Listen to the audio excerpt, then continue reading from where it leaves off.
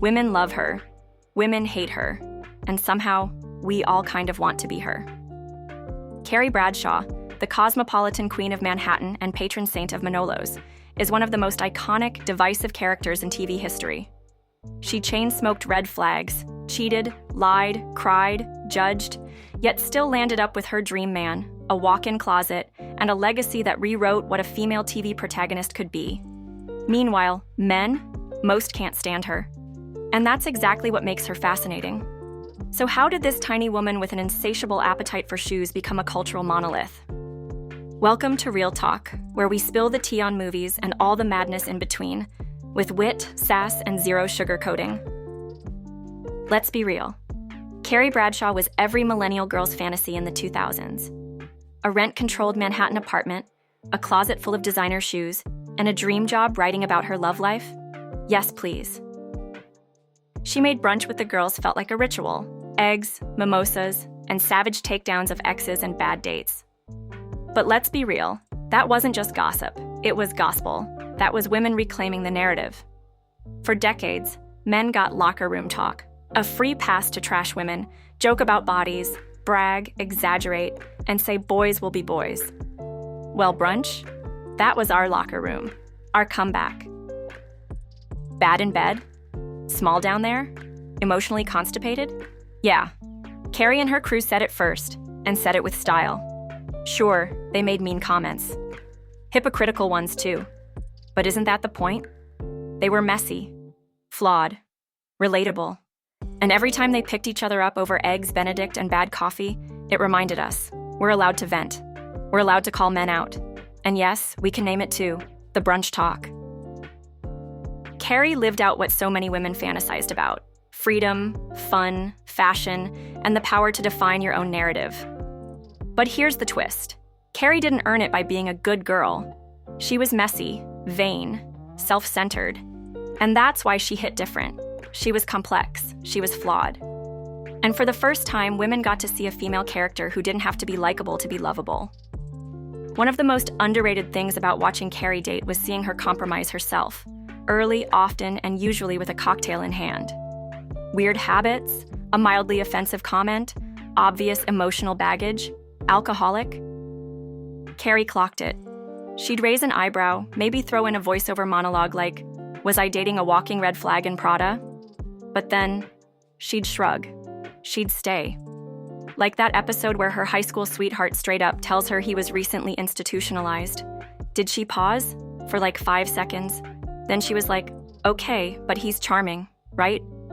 Because haven't we all been there? Carrie was the queen of ignoring her instincts until the ick was unavoidable. And yeah, we screamed at the screen. But deep down, we saw ourselves. Carrie Bradshaw might have been the queen of shoes, brunch, and bad decisions. But if you watch close, you'll notice this pattern. And it's not just her wardrobe rotation. She knew when something felt off with a guy. She saw the signs. The guy with the weird fetish? She stuck around. The emotionally unavailable big? Sis built an entire season on that disaster. And we've all had that moment, where the red flag is waving, but we convince ourselves it's just a misunderstood shade of pink. Why? Because like Carrie, we're taught that love means compromise. But here's the plot twist, that compromise is rarely mutual. We women are trained, by society, by rom-coms, by our mothers, to adjust, adapt, absorb. It's the eternal female dilemma. We see the red flags, but we fold them into origami. Because maybe he just had a bad day. Maybe it's us being too picky. Maybe we've internalized what our moms used to say, "Just find a man who loves you more than you love him." Our mothers whispered, mascara wand in hand. Translation? Because once you love him more, you'll bend. And if he loves you more, he might not break you. And the sad part? It wasn't bad advice. It was survival advice. Because our moms knew, we're the ones more likely to ignore our discomfort, to shrink ourselves, to let things slide, to think he'll change, or it's not that bad, to compromise until there's nothing left uncompromised. I have a girlfriend who wore makeup to bed for 6 months after getting married, just so her husband wouldn't freak out seeing her barefaced. Then she gradually wore less and less, hoping he'd get used to it. Tragic? Yes. Familiar? Also, yes, she's not alone. Women learn to train men the same way we train ourselves, to tolerate, to endure, to master the long game of low expectations. Meanwhile, men, they don't even notice the training. They're just vibing, enjoying the luxury of being accepted exactly as they are, from day one to forever.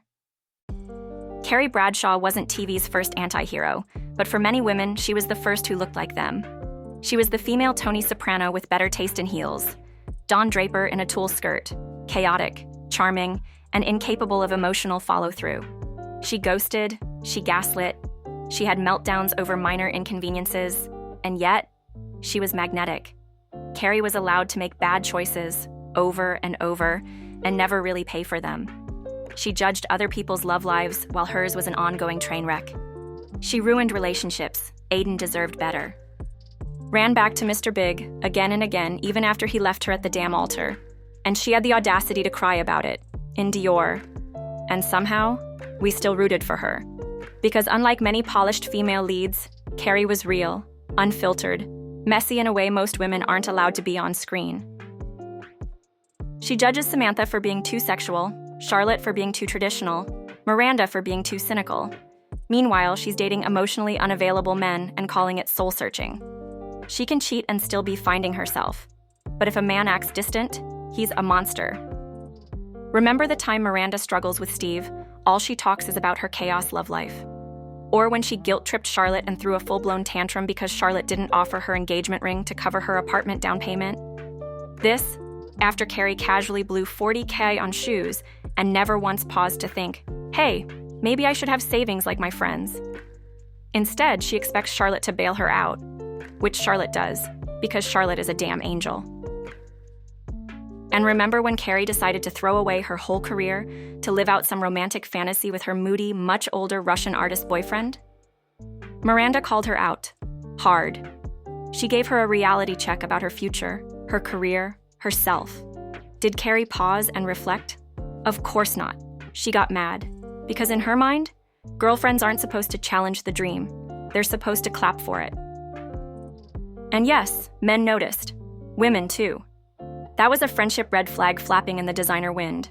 But that's Carrie Bradshaw, the blueprint for the unapologetic female anti-hero in a killer pair of heels. The fantasy, the flaw, the fashion icon, the walking contradiction. Let's talk about the gender divide, because a lot of men can't stand Carrie Bradshaw. And honestly, they've got receipts. She narrates her life like she's the protagonist in everyone's story. She turns every brunch into a therapy session nobody asked for. And she represents everything men are told to run from. Emotionally unpredictable, financially chaotic, and a little too comfortable making the first move, in couture. Carrie is chaos in Manolos. She takes up space. Loudly. She'll call out a double standard, then turn around and benefit from it 5 minutes later. She wants male approval, but also wants to rewrite the rules and get applause for both. And then, there's Mr. Big. The patron saint of commitment issues, a walking red flag in a designer suit, the ghoster, the gaslighter, the emotional Houdini who disappeared season after season. He ditches her for Paris, marries someone else, breadcrumb feeds her for years, and still gets the girl. Meanwhile, golden retriever Aiden, she cheats on him. With Big, multiple times, in hotels, in his bed, the same bed Big shared with his wife. The audacity, next level.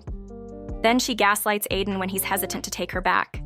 And when he proposes, she hits him with a, nah, I can't. Men everywhere lost their minds. This is who you choose? This is the dream? Cue the war cry, nice guys finish last. Let's be real. Carrie doesn't just live in New York. She thinks New York lives for her. Every sidewalk, every heartbreak, every croissant is part of her curated narrative. To men, that reads as pure narcissism in Dior heels. But here's the twist. Carrie is selfish, insecure, needy, brave, delusional, bold, and terrified. All at once. That's not messy. That's real.